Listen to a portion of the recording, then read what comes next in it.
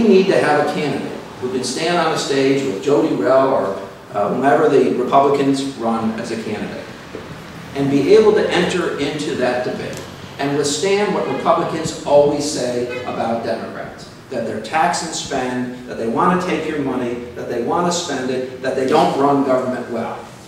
Well, here's a Democrat that does run government well. For instance, my city-side government today, 63% lower crime, much better urban educational system, having made major investments in Water Pollution Control Authority. We've completed a $107 million project on time and under budget. Gone to Washington, brought back $100 million out of transportation project, done lots of those things. My city-side workforce is smaller today than it was in 1995 when I became mayor. And expenditures on city-side services have risen at less than the inflation rate over that 14-year period of time, and still produce those kinds of results.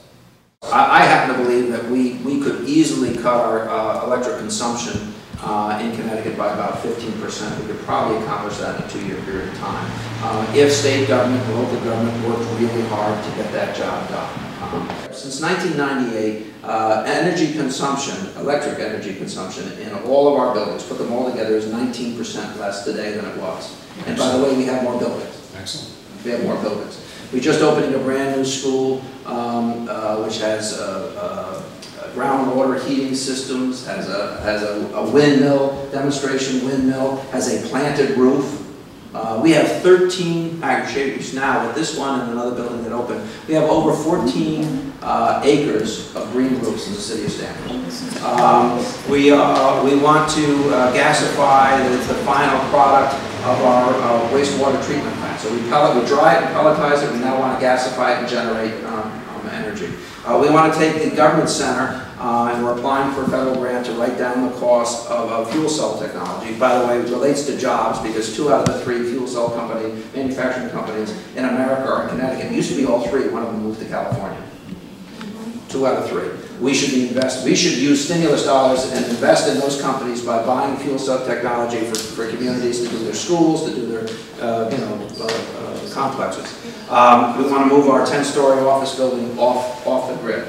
I argued for 4 years in a row and finally got passed through the legislature a bill that allows the establishment in cities of mini grids. So you and I, we could band together and decide that we're going to get into a local production business, fuel cell technology, solar technology, and redistribute within that grid the energy we generate at different times.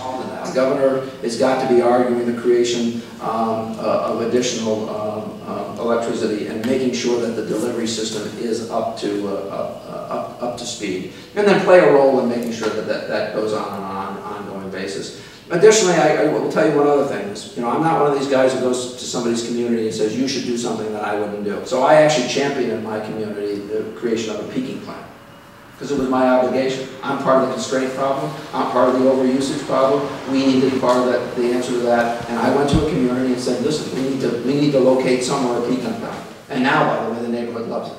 Because we got parks out, we got a park out of it, we planted trees and shrubs, and cleaned up a whole neighborhood. So there's lots of things that we could do. Now, final thing I'll say to you, we've got to stop thinking about energy as something which is simply regulated by the DPUC. We have to create something like an energy department so that we're constantly looking for the next big idea to be invested in and arguing its case. We're behind where we should be on fuel cell technology. We're behind on accepting other technologies. The thing I would not be doing is what this governor and this legislature has permitted to happen, and that is year after year after year to raid the funds that are established to make it easier for you to upgrade your house or invest in new technology.